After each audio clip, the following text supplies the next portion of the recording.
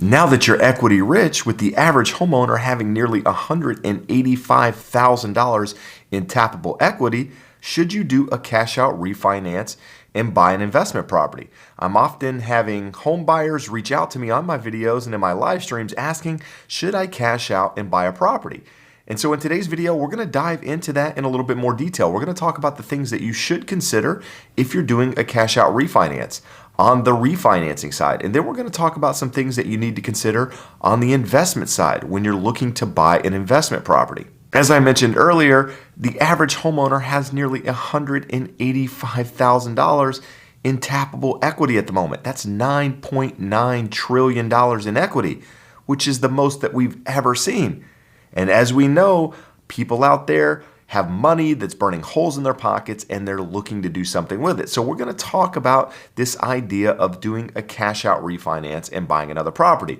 Now, what I will say is that if you are considering doing cash out refinance, don't be one of those serial refinancers, right? Don't every time your property value goes up, pull cash out and go out and buy toys with it, go out and do, crazy things with it. If you're going to use that money to help improve your property or buy other real estate that could potentially make you more money in the long run, then that's maybe something you should consider. But don't be the person out there just using the money to go buy nice cars or boats or toy haulers or whatever, because at the end of the day, those items don't really hold any value. And if the market turns, you might be in a position where you could be upside down on your home. So we're going to talk about some things here, hopefully help guide you through that process, give you some things to think about so that you can make informed decisions if you're considering doing a cash out refi. My name is Jeb Smith. I'm a real estate broker here in Southern California, and my goal with this video is to help guide you through this process. Again, get you thinking about some things that you might not be thinking about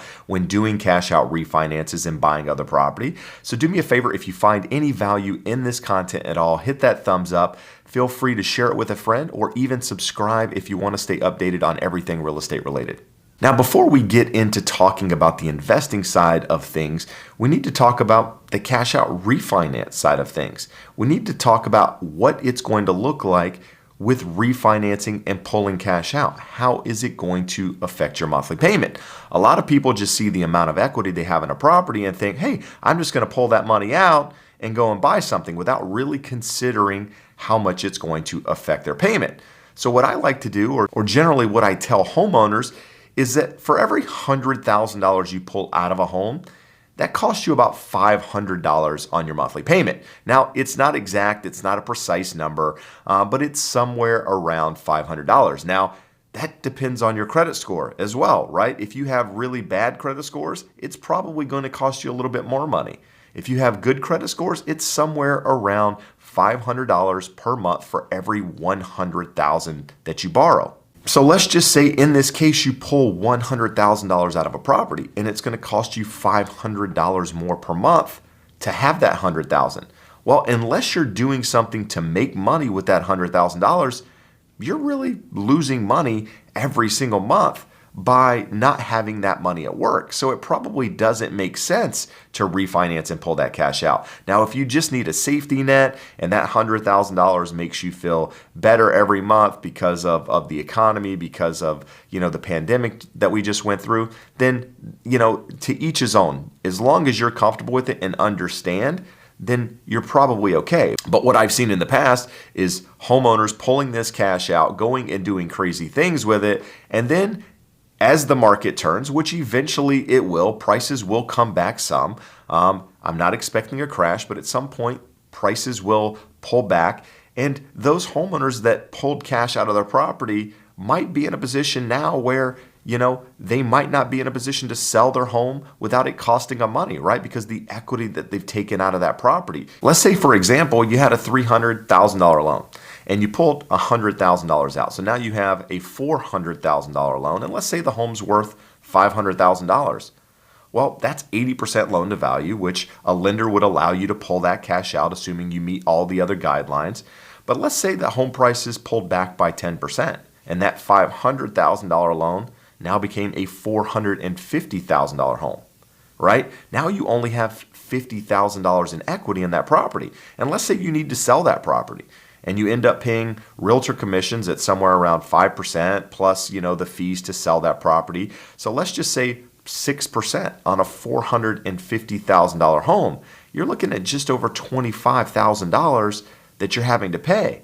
So, you're getting really close to not making any profit on that home, or in some cases, if it's not selling at that $450,000 price, you might be in a position where you make no money at the end of the sale, having pulled that equity out. So those are things to consider if you're thinking about pulling that cash out. Now, the second thing I want to get you thinking about before we talk about investing in property or putting your money into property and discussing numbers is, are you investing for cash flow or are you investing for appreciation?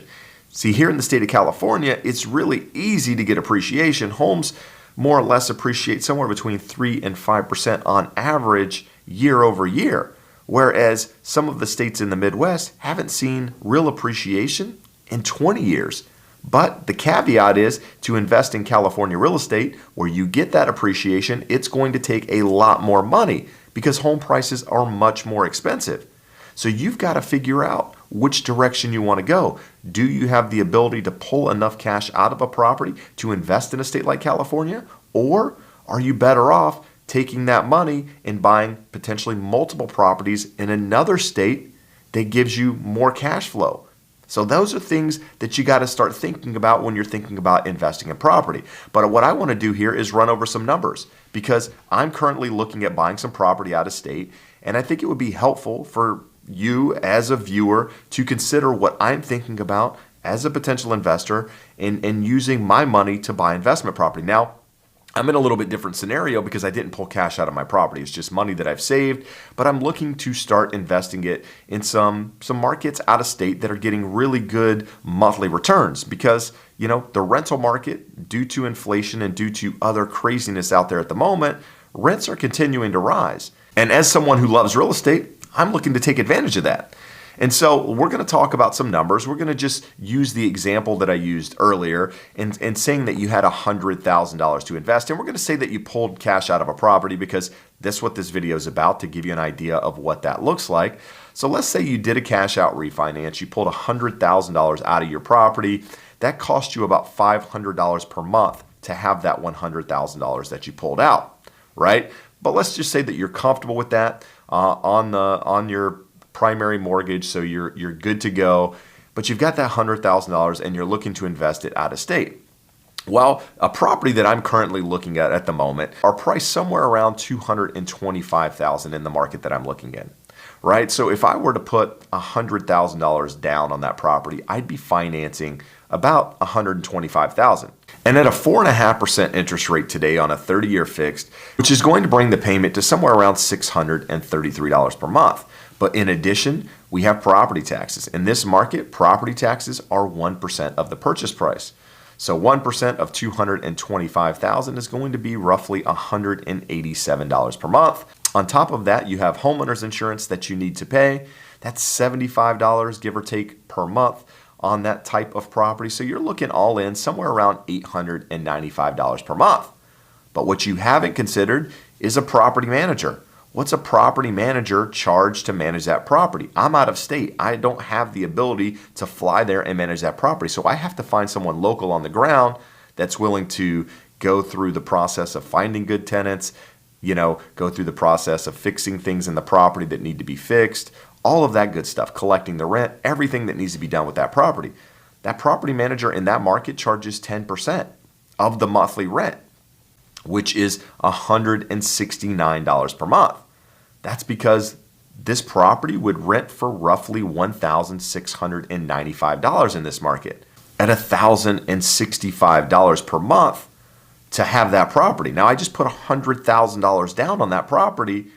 It's costing me $1,065 per month. I can rent it for $695, which means that I'm bringing in roughly $630 per month. But remember, I refinanced. I pulled cash out of my property. That's costing me roughly $500 on my primary home. So even though I'm making $630, it's costing me $500 on the other side. So I'm really only making about $130 per month. But here's the key. I now own two properties, right? I own my primary residence here in California, which would continue to appreciate. I now have this property out of state that is probably not going to appreciate very much over the long haul, but what it is doing is bringing in cash flow every month. So I could take that additional 130, apply it to the principal balance on that loan every single month and pay down that loan a lot quicker than 30 years. Or I could take the full $600 and something I was making on it and pay down that principal a lot quicker. And eventually, at some point in the future, I would own a home free and clear. And that's not taking into account the tax deductions that I get for owning that property. You know, there are certain things that I can do. I can depreciate that property on my taxes. So there are definitely benefits to buying that property out of state. But again, keep in mind, it costs me $100,000 to do that. So the question is, could I take $100,000 and invest it into something else to get a much better return? Potentially, right? And that's what you have to consider when thinking about, refinancing, pulling cash out and buying something out of state or even in your market, is what's your return on that money? What's the long-term benefit? And if it makes sense to you, then maybe you do consider doing it. But most people just think about the short term, right? They're thinking, hey, I'm going to go buy a property. It's going to appreciate. I'm going to have additional cash in that property, and then I'm going to be able to refinance that property and buy something else and keep building this portfolio. And in a perfect world, great, that makes sense. But it's not as easy to do, because here in the state of California, where homes do appreciate like that, it costs a lot more than $100,000 to buy a property, right? Here in the state of California, in the market that I'm in, to buy a single family home's roughly $1 million, right? $100,000 down doesn't even allow you to buy an investment property, because investment properties usually require somewhere between 20 and 25% down. And that's not even considering some of the adjustments that's about to happen to interest rates buying second homes and investment properties here over the next couple of months. Fannie Mae and Freddie Mac are going to make it very expensive to buy investment property and second homes, because they're going to be charging additional fees to do it. So there's a lot of things that you need to consider when you're thinking about pulling cash out and buying another property. It's not always just as simple as saying I have this record amount of equity, I'm looking to invest it in another property, right? These are the questions that you need to ask yourself if you're considering going that direction. Now, if you're still thinking, hey, this is something I want to consider, where do I start? Do me a favor, I'm going to throw a link up here on the screen. If you need to get in touch with a mortgage expert anywhere in the country, go to that link. I'll personally refer you to someone that I know, like, and trust that can guide you through that process. And if you're still wondering about refinancing, what does a refinance look like on a mortgage, do me a favor, check out this video here. I dive into it in more detail. But for now, I appreciate you taking the time to watch. I appreciate the support. Hope to see you again soon. Have a great day. Bye-bye.